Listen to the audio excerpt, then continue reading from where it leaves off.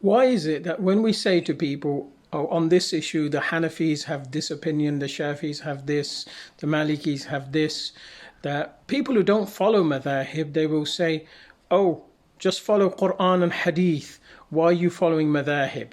But when it comes to their own scholars, recent contemporary scholars, and they find that they differ over a particular issue, they'll say, oh, that's fine, this is just a difference of opinion amongst the scholars. Why the double standards? Why is it okay for recent contemporary scholars to differ with one another with regards to interpretation of Quran and Hadith, but with regards to some of the greatest scholars in our history, and when we're speaking about Imam Abu Hanifa, a person who is from the Salaf, when he has an opinion or differs with others regarding an interpretation of Quran and Hadith, then that's wrong.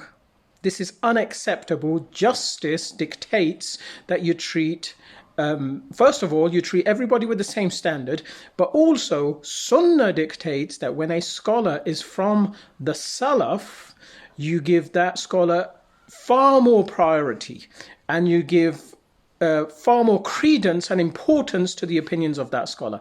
The truth and the reality is that sometimes Quran and Hadith is open to interpretation, and there scholars, be they Sahaba or scholars of the Salaf after the Sahaba or later scholars, they will almost inevitably differ regarding the interpretation, and that is to be respected as long as they are credible scholars. This kind of approach where, okay, my scholars from very recent times, they can do whatever they wish and I'm going to accept it, but the greatest scholars of Ahl Sunnah, they are not allowed to differ with one another. It's absolutely unacceptable and absurd.